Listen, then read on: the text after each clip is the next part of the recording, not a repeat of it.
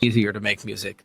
Um, if you want to impact the way a billion people experience music, you have to build something for a billion people. And so that is first and foremost giving everybody the joys of creating music. And this is a huge departure from how it is now. It's not really enjoyable to make music now. People enjoy. Why do you say that? It takes a lot of time. It takes a lot of practice. You need to get really good at an instrument or really good at a piece of production software. I think the majority of people don't enjoy the majority of the time they spend making music. Do you not think that's like running? It is hard to run. It is painful to run. You don't particularly enjoy it, but you love running. And you get so good. There you have it. I found this to be a really interesting concept, a really interesting proposal that because it's hard, because it's difficult, something like making music or learning to make music is so difficult that it's not really enjoyable.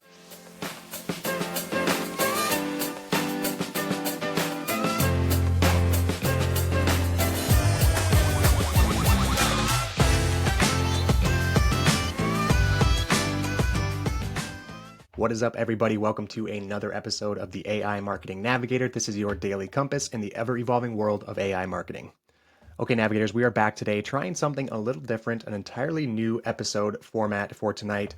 I think I'm going to call it the X-Files. I think I want to sprinkle these episodes in every once in a while when things might be a little slow in the AI news cycle, or particularly the AI marketing news cycle, and that was kind of the case this evening. There was nothing really that stood out to me as far as a tool or an update to one of these AI technologies that we use frequently. That was hugely valuable to be a singular focus for our episode tonight. So that's kind of when I started brainstorming this new idea, this new format, the X-Files. And so what I've done is I've just bookmarked some posts on X from the last week or so that have to do with AI and AI marketing tools and image generators, things that I found particularly interesting and that I thought would be interesting to talk about with fellow AI marketing navigators. So that's kind of my idea for tonight's episode. I'm going to go through each of these posts and I will talk about them briefly and kind of talk about how they got my wheels turning, what I found interesting, and hopefully you'll find them interesting too, and we can start some interesting conversations. So that's kind of the goal of this format of episodes, the X-Files. So I'll go ahead and share my screen so you can take a look at all of these posts right along with me. The first one is shared by Mike Patty, and you should be seeing it now on your screen. And he's actually sharing a quote from Mikey Schulman, who is the creator of Suno AI. And Suno AI is an AI music generator tool, and I think we mentioned it way back in the early days of the AI Marketing Navigator. And this is a very interesting quote that I'm going to go ahead and play for you. So just one moment here. Easier to make music. If you want to impact the way a billion people experience music, you have to build something for a billion people. And so that is first and foremost giving everybody the joys of creating music. And this is a huge departure from how it is now. It's not really enjoyable to make music now. People enjoy. Why do you say that? It takes a lot of time. It takes a lot of practice. You need to get really good at an instrument or really good at a piece of production software. I think the majority of people don't enjoy the majority of the time they spend making music. Do you not think that's like running? It is hard to run. It is painful to run. You don't particularly enjoy it, but you love running. And you get good. There you have it. I found this to be a really interesting concept, a really interesting proposal that because it's hard, because it's difficult, something like making music or learning to make music is so difficult that it's not really enjoyable. Or also that's something that is difficult and that can't be enjoyed by a vast amount of people. So for that reason, maybe it's not equitable or fair or ideal in its medium or mode of sharing or mode of adopting. And so at first, my reaction, I think, definitely tends to align with the host or the interviewer of this podcast, where he's like, but aren't the hard things, the example he used was running, like, aren't those hard things enjoyable because they're hard? And so this really just brought up an interesting train of thought in my mind that I think really is put under the microscope now that we have these AI technologies that are able to very possibly democratize things that are hard, like creating music or generating art. And is this resistance that I'm feeling to this idea that something that is hard should actually be easy in order to be democratized? Is my resistance to that, my bias to the current environment that we live in, the current creative environment that we live in, is that just a paradigm that's going to go away in this new AI creative environment? So tell me what you guys think about that. I find it super fascinating. Again, maybe I'm set in the old human mindset that things are hard or that things are enjoyable because they're hard, and striving to accomplish them and achieve them is what makes them enjoyable. But maybe I'm programmed to think that way. So let me know what you guys think. Okay, this next one is a tweet from El Cine. at Huanglu, Huanglu. And this was posted a couple days ago on January 8th. And I saw a few different posts mentioning this, and he talks about TransPixar AI. And this is a recent drop from Adobe, and it's an AI video generator that can generate video with transparent background. So it doesn't sound like too much on its face, but it's a huge game changer in AI visual effects, and it's something that these models have not been able to achieve before, apparently. So if you're watching along on video right now, you can see an example of a explosion with some smoke, and you can see a bunch of this smoke evaporating into the air. You can see the transparency of the smoke as it fades, and there are a few other examples here as well. Again, check out the link in the show notes on your own time to watch the examples in this thread. Or if you're watching along right now, you can see an example of some fire burning, and the fire kind of fades, and you can see transparent heat waves and smoke. You can see an example of a portal crackling with arcane magic as it opens, as they say here, or an asteroid belt swirling chaotically through space. So all of these very transparent ephemeral effects, like transparent glass of water with ice cubes gently swirling, is what we're looking at right now. All these things that would really throw these models for a loop that are now being accomplished by this TransPixar. So it's just another huge step in the capabilities of these AI video generators. And of course, that means a huge step in the capabilities of the tools that we're using to generate our video content. Okay, moving on to the next post that I grabbed here, and this one is from Eric Sue of the Marketing School. I highly recommend the Marketing School podcast with Eric Sue and Neil Patel. Tons of daily value there. In a recent episode, they talked about their favorite marketing tools for 2024, which is what Eric is highlighting in this post. Neil picked HeyGen for its ability to produce content at a global scale, or to help transcribe and dub content in multiple languages. We've talked about HeyGen a lot on the show and done a couple of recent episodes in which we've mentioned HeyGen, but Eric mentioned one that we haven't talked about before and that I hadn't heard of before, and he mentioned overlap. So I think maybe a future episode on overlap is going to be necessary. It sounds like overlap is a tool that lets you grab the best clips from your long form video content, interesting short clips that can then be shared and repurposed on social. So I flagged this one because it mentioned overlap, and that's a tool I hadn't heard about before. So I want to mention that to you guys tonight as well. Stay tuned for probably a deeper dive into that tool in a coming episode. Okay, next up is a post talking about my favorite topic, and I guess you can decide whether or not to be happy or terrified about this discussion.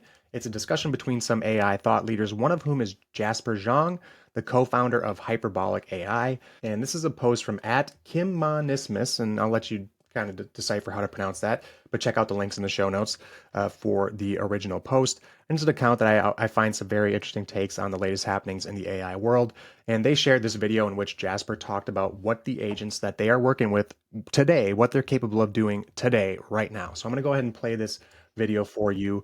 And again, I'll let you decide whether or not to be excited or terrified. AI agents. So then we see that AI agents are able to actually understand all these different things, and then they can.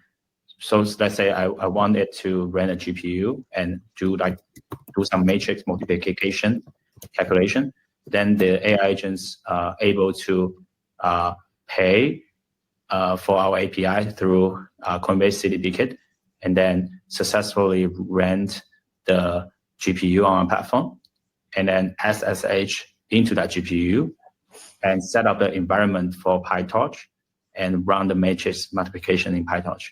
So all these things already happen, and I think. So right now we have these agents, all of these things that are already happening. We have these agents who are capable of very much conducting their own business transactions, creating and accessing their own GPUs.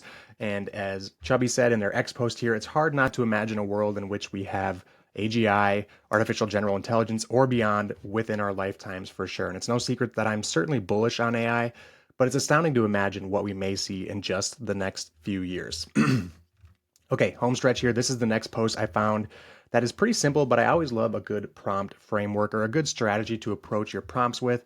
We've talked a lot about prompt frameworks in the show before, the good and the bad, how they can be both beneficial and detrimental, but I think they always make for good starting points. And I think this is a good example of that. This is a quote unquote, the anatomy of an O1 prompt.